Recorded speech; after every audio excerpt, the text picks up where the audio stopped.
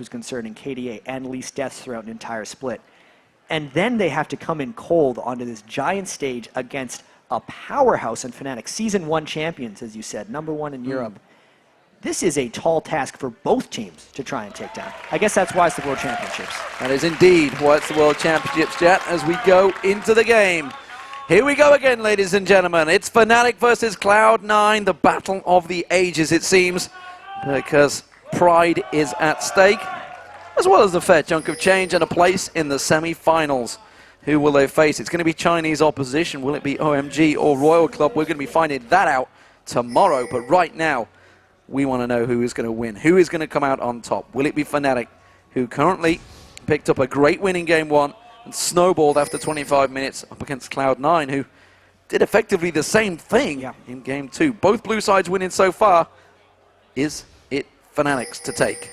And there's two matchups I want to focus on specifically in this game. And again, it's Peke versus Hai, because that is such a swingy matchup. Peke, the MVP of Europe, and Hai has been attacked very heavily in picks and bans by Fnatic. Last game, Hai was able to come out on top, but Kennen should have an extremely strong laning phase against Kassadin. The other one I need to track here is the early laning of Yellow Star's Leona versus Lemon Nation Zyra, because if Yellow Star can somehow get level 2 before Lemon Nation and catches anything onto him, he'll kill Zyra straight off the bat. And now, Fnatic catches him in the brush. The catch on towards Sneaky, he's going down, he's going to get dropped. First blood comes out, they make it a second as well. Lemon Nation's going to be the focus target, he gets locked up, Yellow Star goes in, and Cyanide gets a double kill. That is immensely huge for Fnatic. They ran around the Cloud9 ward. Somehow they snuck into that brush before. I need to watch that again because Cloud9 has 2 wards down in the Fnatic jungle, because I think they went through the lane. Someone's going to grill me for this. They got there before they put the wards in. They got there obviously before the wards went down, but Cloud9 was completely caught unawares. In Cloud9's losses so far in North America, it was often because of a level 1 disaster, and now that bottom lane of theirs is in a huge hole. They are definitely get out level 2'd, and they both died. And Cyanide starts his jungling with a matter of, it's crazy. He's going to absolutely dominate through this. Doesn't need to use smite, no clue, doesn't need help for this blue. He's just going to dominate that jungle now. This is going to put Meteos in a big, tricky situation because he knows he's going to get countered by that Lee Sin. In a game of this magnitude, starting while giving up the first 2 kills is just an extra amount of pressure that got put on Cloud9. Fnatic has so much confidence with the way they're moving right now. They're even going for Meteos' red buff. He's got to smite of the way and run. He can't even get level 3. And while, you know, so many times we talk about level 1, we didn't actually get into like who would level 1 because they were up against a Shen and a Leona. Why would you even look in them bushes? They were just caught completely by surprise. I mean, Zyra can have consistent threat at level 1 as well.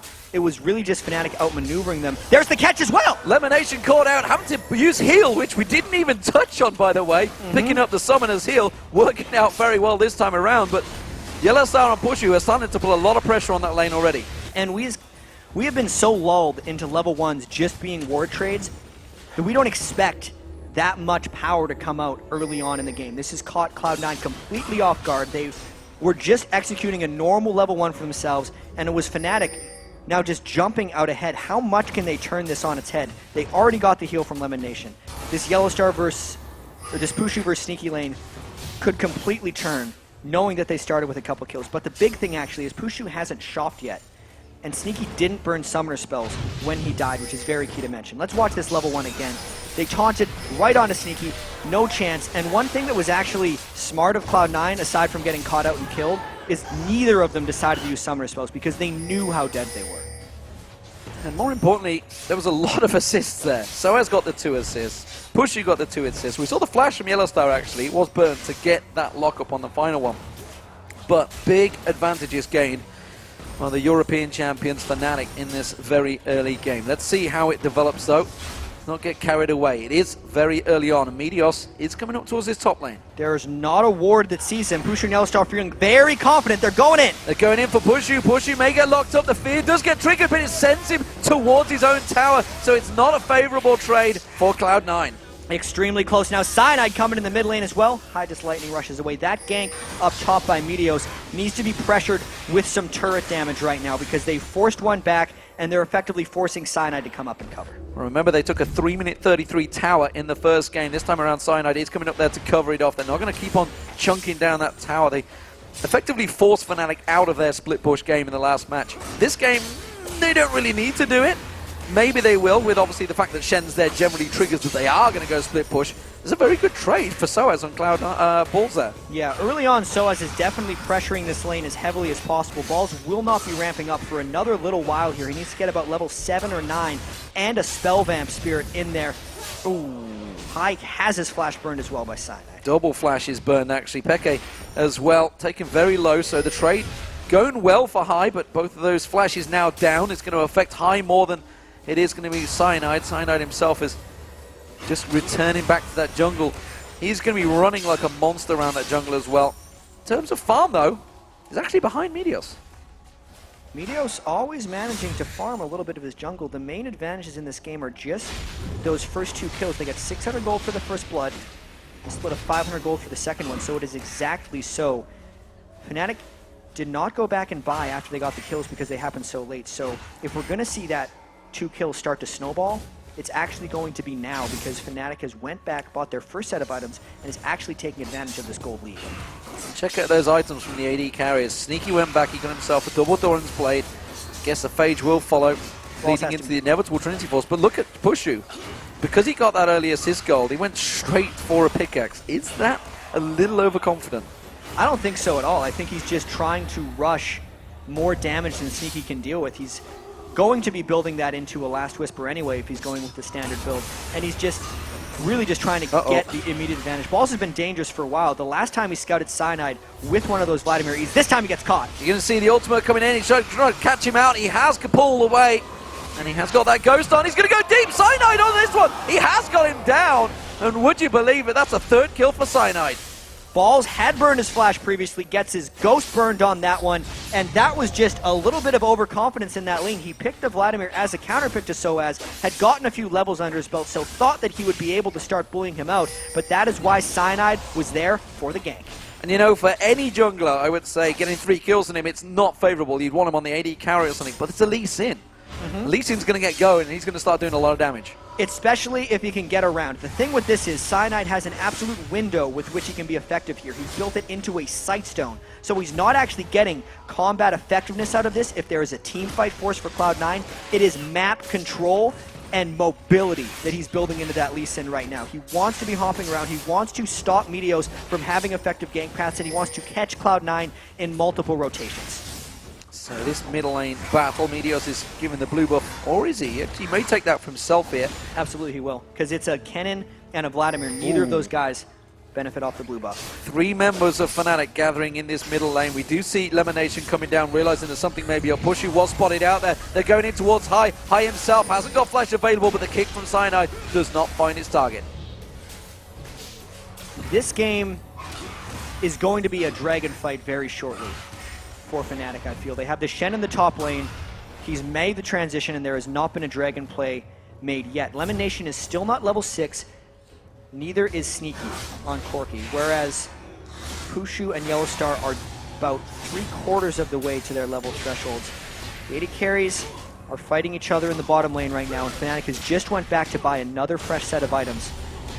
If Cloud9 doesn't stop the objective push by Fnatic, they may end up falling too far behind to make a realistic comeback. They're actually forced into a game-deciding decision much earlier than they would like to be because the double kill that was given up at level 1. We do see Meteos is a long way from this dragon as well, so Fnatic seemingly will be gifted this one. I think Cloud9 may well have read the situation, but realized they're probably not in a situation to fight for it. Yellowstar trying to get the lock on towards Lemonation does take a big chunk of damage from that piercing arrow. Fnatic starting this one off. Cloud9 going to let them have it. Yeah, Lemon Nation, you got to be careful, man. There is a lot of people that could kill you in this situation. They know Balls isn't there. They know Shen could teleport in. And this is effectively just a Fnatic power play. Power play indeed. That's going to push the gold to a 1,500 lead for them. Cloud9 trying to clear and shove that middle lane. Remember that High, if he gets left alone, he will put a lot of damage down on this turret, and that's exactly what he's going to do. And Peke, as much as he likes to roam and with that teleport, is going to have to keep check on him. And I feel like Cloud9's actually just trying to push Fnatic into a split push game right now. They know they fell behind early, and they have the split push Vladimir. He's got Ghost Flash.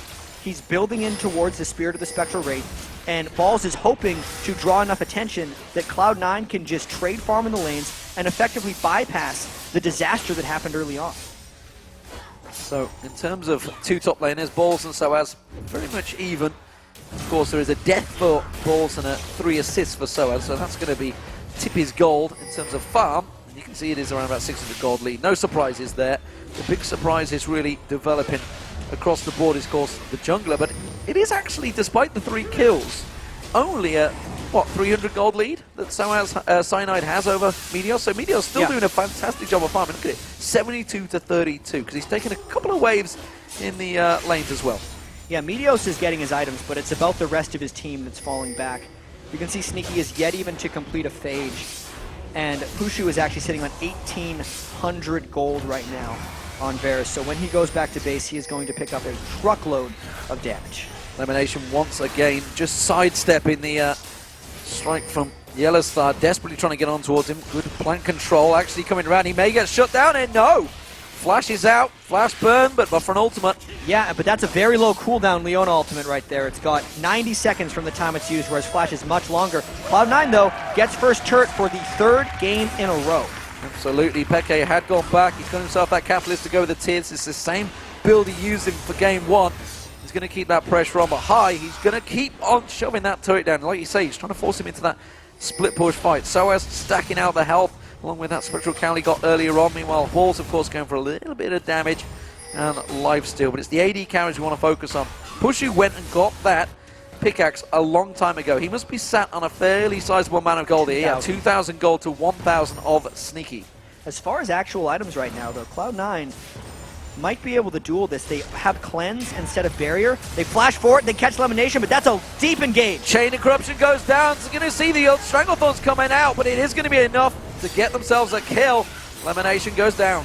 This is very much turning into a Fnatic roam style game. They're getting so many kills and they can force them seemingly whenever they want. Right there, just flash straight into Elimination to burst him down, and now they're going to try and push on the turret because they've left Balls and Meteos in the top lane for maybe a trade. And the thing is, Soaz, of course, used that standing item, made sure he got the assist gold, but they do give up that top turret. So in terms of objectives, it is Cloud9 that are going to be in the lead. Peke getting caught out, Riftwalk comes down, Cyanide's going to be the focus target, flashes out of that ultimate, and he will avoid the damage. Fnatic continuing to push down this bottom lane. They get themselves to first tower.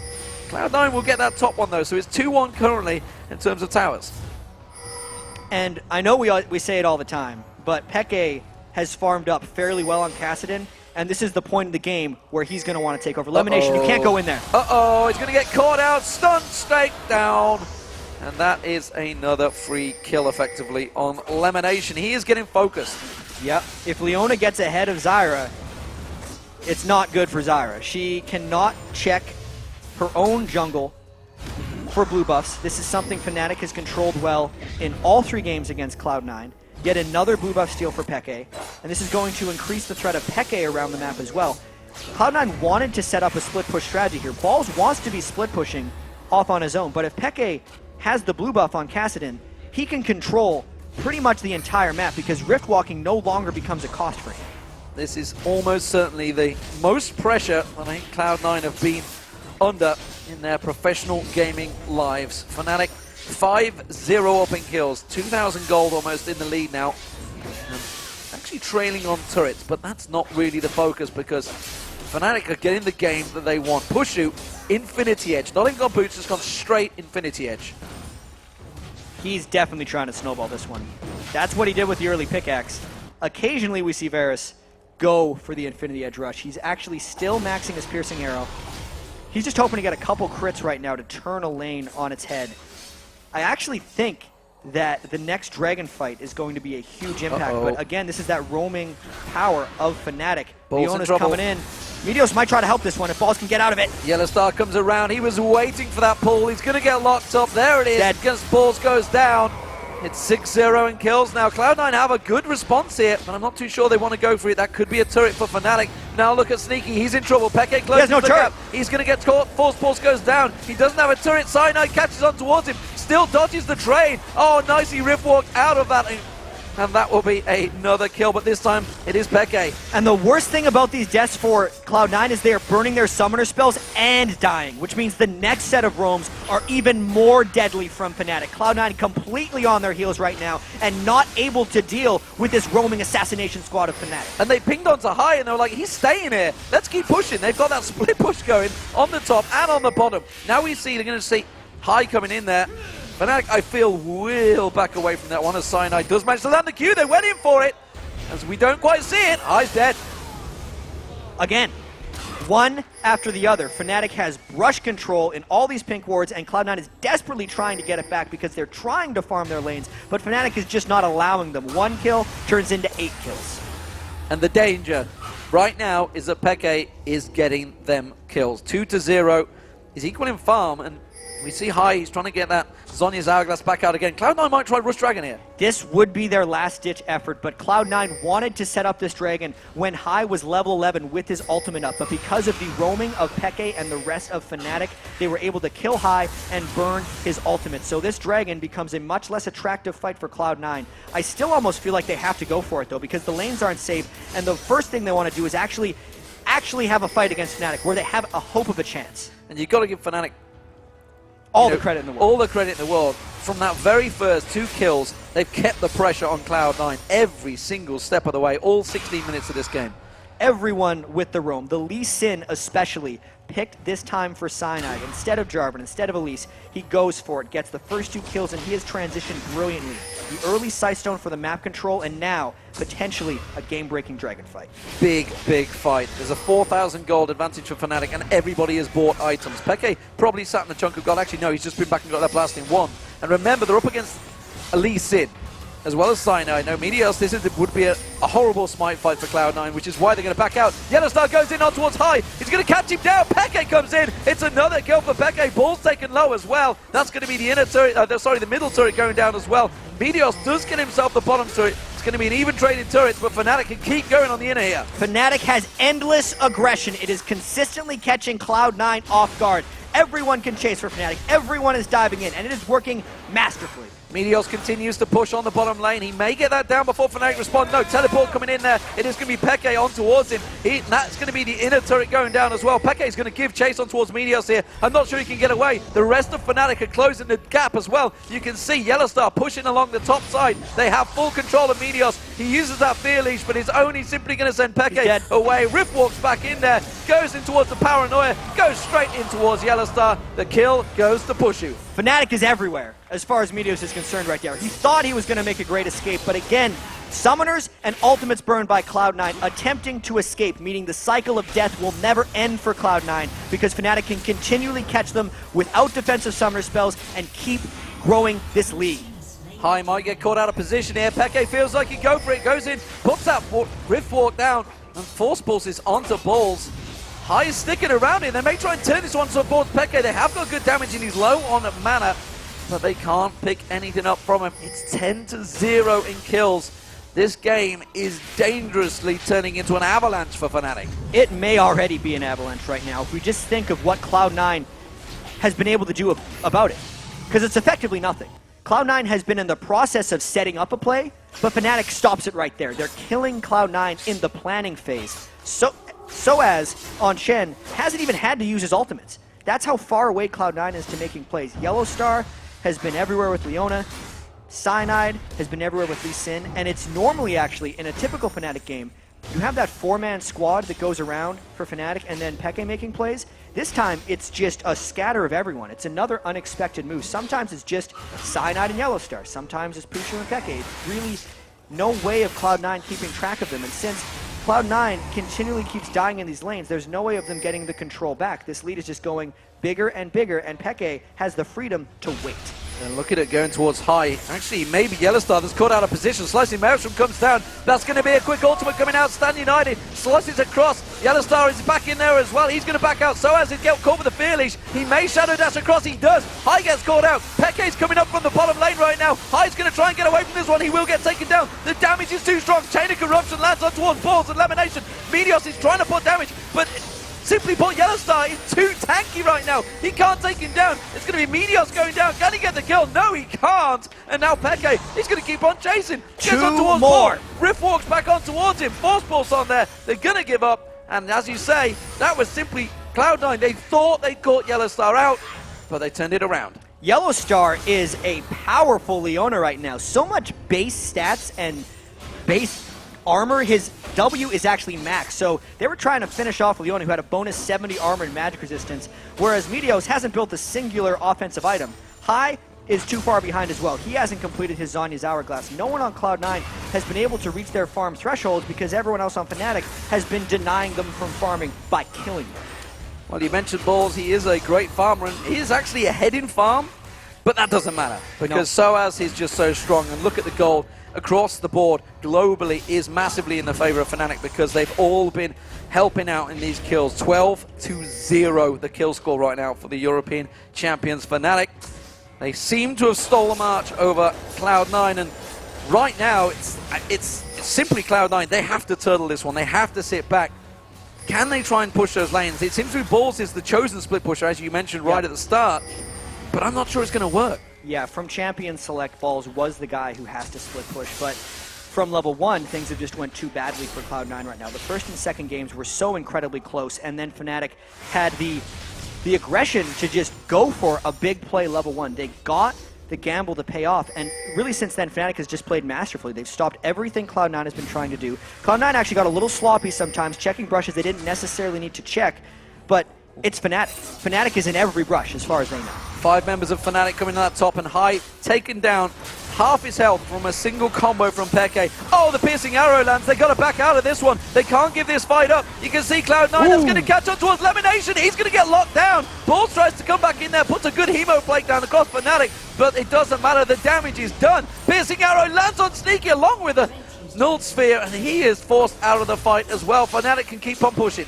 Yeah, and they definitely want to. They still have some engages up. Pushu has his Varus ultimate, and this is a strong push they can put down onto Cloud9. Peke, fearless. Every single combo that comes out from Peke is dropping. High down, another piercing arrow lands. This is going to be the first inhibitor of the game. Ball's getting caught down. He comes out. Chain of Corruption onto Sneaky, cleansed off that. And Fnatic actually backing away from this one. But the damage has been done. This gold lead is now almost 9,000, 22 minutes into the game. Cloud9 has yet to return a single kill against this Fnatic power death squad that's just flying through them, dive on top of dive, and Cloud9 just looks too far behind to return any type of significant damage. Sneaky desperately shoving this wave, knowing that Fnatic have backed off. They're trying to push those lanes out as strong and fast as they can as they run towards the Baron. It's a Baron rush. This is a last-ditch effort by Cloud9. They cleared a ward as they were approaching. I mean, Fnatic has to know that they're going for this. Peke is running up towards, he's teleporting in behind. This could be a disaster for Cloud9. That Baron is not going down very quickly, and Fnatic is laying in wait to engage this one. This could get ugly. Peke comes in, gets vision, gets a chunk on towards Sneaky. Soaz is going to come in. Shadow Dash is available. Who will he lock for? It's going to be Sneaky. Meteos taken down. Cyanide goes in there as well. The Smite fight might be on. Will they get it? Yes, Meteos they got will. Cloud9 got it, but they're all taking too much damage. The Force Pulse comes out. Balls is going to get taken down. Hit right in the name by Soaz, and that will be surely the ace for Fnatic. Fnatic responds to the Baron right there. They do not care that they lost the Smite War because they have 5 people dead on Cloud9. It means they have free access to these lanes and inhibitors. This could be the game for Fnatic. 18-0. Could it be the perfect game? That's the question. They've technically lost 3 turrets, so maybe not. But nevertheless, it's an inhibitor. What, the top and the middle going down. It is a demolition derby right now for Fnatic. Even though they lost 3 turrets of their own, there's no defenses up for Cloud9. The Baron buff that was taken is gone for Cloud9. They are helplessly trying to defend this base. In actual fact, they only get 1 inhibitor down. They didn't get the turret down because they split. And let's face it, it's only 24 minutes into this game. It's very early on. Those spawn times are pretty short. And to be fair, the bounties on Cloud9 are getting really small. Every time they die, they're worth less and less gold. I mean, we're talking about this game being a huge snowball, and it absolutely is. And this was just Cloud9. They're just wanting the Baron gold at this point. They're hoping that they could get something back because they are worth such little amounts of gold. You can see 220 gold for that kill. Balls only worth about 180 as well for that one. And if Cloud9 can continue to get objectives, they're hoping to keep themselves at least a little bit in this game, because if they get any type of kills back on a Fnatic, just thinking about this logically, 18-0, seems like actually a much worse snowball than this is, even though it's already it's a pretty bad snowball, to be quite fair. But if Cloud9 gets any return kills, it's generally 750 gold to the team for one of them, and a whole bunch of experience. They may get it here. Oh, they passed each other. Nobody saw it. Cyanide goes past the tri-bush. Nobody kind of got each other's position, but it doesn't matter. Fnatic are on the inhib. Either way, if they went for that kill, Fnatic would just get this inhibitor clearing away. They still may get. It would be a 5v5 with a 9,000 gold lead, and Cloud9 is just rushing out for an attempted defense. Another turret falls for Fnatic as they keep driving on in there. Piercing arrow wiping out the wave. Peke pouring a burst of damage down. Paranoia going out. It's on Pushu. That's going to be the focus target. But Meteos has gone very deep. Oh, the ultimate comes out from Yellowstone. Catches them all down. Good damage. First kill finally for Cloud9. Catching on towards it. Strangleball bounces Yellowstone in the air. Peke is full. Is it enough? Peke comes back in there. He gets on towards Elimination. Paul's being taken down by this support just off the side there. Peke goes around. He gets himself the triple. And Fnatic keep driving on home the victory. 21 kills to 1 right now. Fnatic continuing this push. They get inhibitor number 2, and maybe the game. Sneaky and Meteos have to defend. Fnatic are looking strong in this one. They've looked strong from that very beginning. The second inhibitor of the game will go down. I'm not sure they're going to push for victory just yet, but it seems that it's only a matter of time. Well, the first 2 games were close and then broke at 25 minutes. This game broke way before that. We can see Cloud9 tries to get an engage on. They actually got a pretty good one. Balls landed a Hemo Plague onto many, as High actually got off a good Kennen ultimate, but at the same time, he died before he could get his Zhonya's off. Peke was untouched. He then roamed in and finished off. This is the games that Peke absolutely adores as casted, when his team is strong enough to do all the early work for him, and he can just come in for delicious desserts. I think one thing has been made clear. There's going to be no Kassadin in the semi-finals. That, I think, we can guarantee, because right now Fnatic are looking like a shoo-in to be playing in the Galen Center. Here's the craziest thing, is I don't even think the Kassadin has been the deciding factor in this game. Peke has been great, but it's the rest of the team that has grown this lead for him. So much of it was Yellowstar and Pushu roaming around with Leona, killing Lemon Nation over and over, so as holding his own against balls with the split push. And Cyanide, he's the one who started this game 3-0, got the early Sightstone, and completely took control of the map. Well, Fnatic driving on through, doing it by the numbers, tutorial style, I believe, is the statement we can use here, because the final inhibitor turret of the game is being focused, and Yellowstar manages to land his ultimate elimination, and High manages to get his Zhonya's Hourglass off. He just in time. Chain of Corruption comes out, balls his drone, puts some damage down. Hemo Plague on towards Cyanide, tries to get the kill. Yellowstar does go down. That's the second kill of the game for Cloud9, but it is going to be another triple for Peke. Here comes the Quadra. They're going to give it to him. Yes, they are. It is Peke dominating 11-0-7. Fnatic are going to go through to the semi-finals, taking down the North American champions, Cloud9. It was a great series. This game, though, was completely one-sided for Fnatic. They dominated Cloud9 from minute 1, and that has got to feel good. They were against a Cloud9 crowd. These are the Season 1 champions back in Season 3. They powered through the group stage of 7-1, and now they powered through Cloud9 here in Game 3 to give themselves a berth in the semifinals. I hate to say it, Jack, but the North American LCS are out of this tournament. All 3 teams have now been eliminated as the European champions do move through to those semi-finals. They're going to be up against one of the Chinese teams, OMG or Royal Gaming Club. It's going to be a tough fight regardless, but that was, as you said, a fantastic 3-match series. The first and second games were incredibly close at the 25th minute mark. 26-2 says it all about the third match. Absolutely. You could tell Fnatic just piled on at the end. The fans giving Cloud9 a strong ovation as well. It was a great season for them. Their first split in the LCS. They got the #1 seed in North America and nearly took down Fnatic. And that is such an important